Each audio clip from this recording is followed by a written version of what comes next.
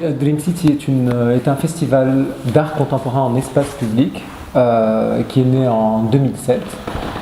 Donc c'est un objet qui a été créé et qui se voulait un one-shot, une manière de se réapproprier l'espace public par la présence d'artistes qui travailleraient sur un contexte spécifique.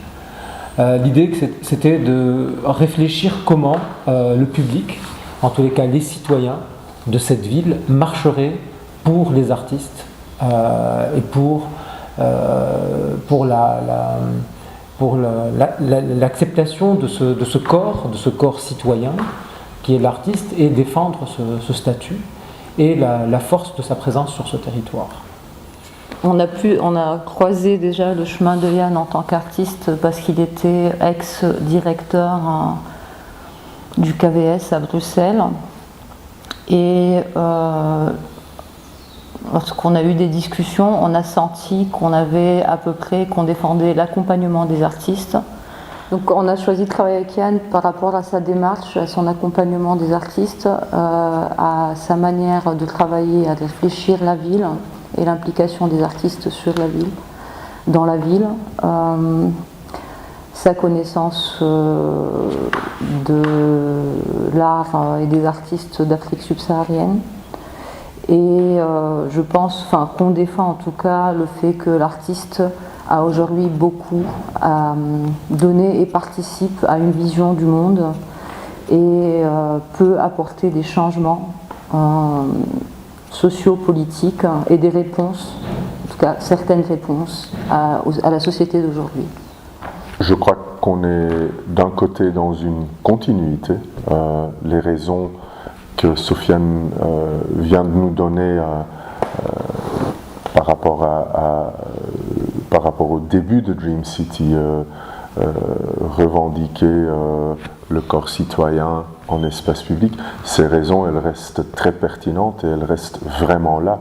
En même temps, le projet évolue et là qu'on a une ouverture beaucoup plus grande à des artistes de la région MENA, des artistes de l'Égypte, du Liban, de l'Algérie qui se joignent à nous, à des artistes de l'Afrique subsaharienne avec un artiste de l'Afrique du Sud, un artiste burkinabé qui est aujourd'hui avec nous. Et puis aussi une ouverture à quelques artistes de référence de l'Europe qui seront aussi impliqués dans la prochaine édition, des artistes comme Anne-Theresa de Keersmaker, Jérôme Bell ou Stefan Kegi et Rimini Protocol de Berlin.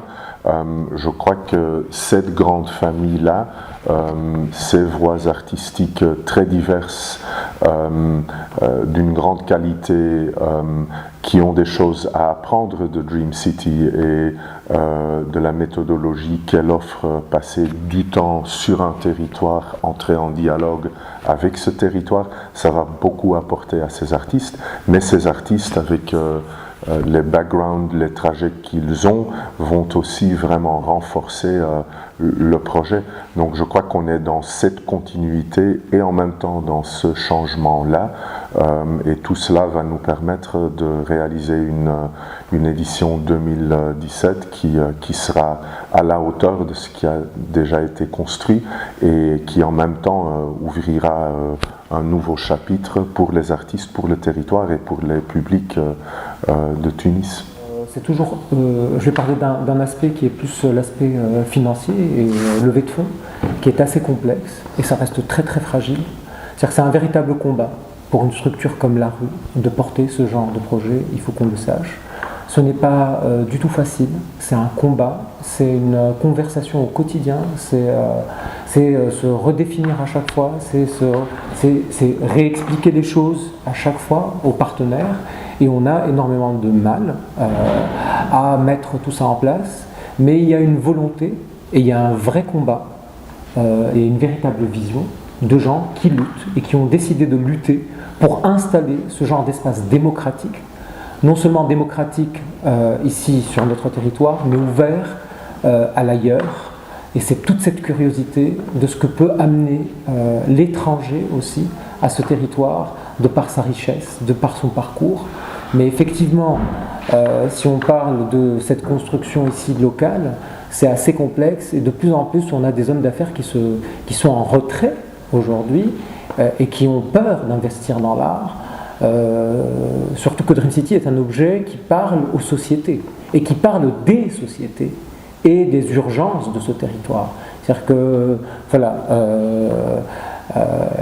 il est clair que ce n'est pas évident, mais nous on y croit, et c'est une lutte acharnée, je dirais, d'un combat qui dure depuis déjà un petit moment. Pour moi, en tant qu'outsider, ça c'est quand même un élément étonnant de voir que un projet qui existe depuis 10 ans, qui a une grande réputation artistique en Europe par exemple. Il y a beaucoup d'opérateurs culturels en France, en Belgique, pour qui Dream City est le festival, ou en tout cas un des 3 festivals les plus intéressants dans la région MENA. Donc en termes de réputation, d'identité artistique, un chemin énorme a été parcouru en 10 ans, dans des conditions pas toujours très faciles. En même temps, je constate que un festival qui existe depuis 10 ans et qui, avec ces résultats-là, en Europe, aurait sans aucun doute un financement structurel de l'État, doit se battre pour trouver les fonds qui permettent de réaliser l'édition 2017. Et jusqu'à aujourd'hui, on ne sait encore toujours pas avec quel budget du ministère de la Culture qu'on va pouvoir réaliser cette prochaine édition. Je sais que le contexte budgétaire partout au monde et en Tunisie pour les États est fragile et compliqué. En même temps, il faut, je crois, soutenir, renforcer, soigner les opérateurs de la société civile et du monde culturel qui font un travail de qualité depuis longtemps. Et ce n'est pas vraiment ce que je constate aujourd'hui.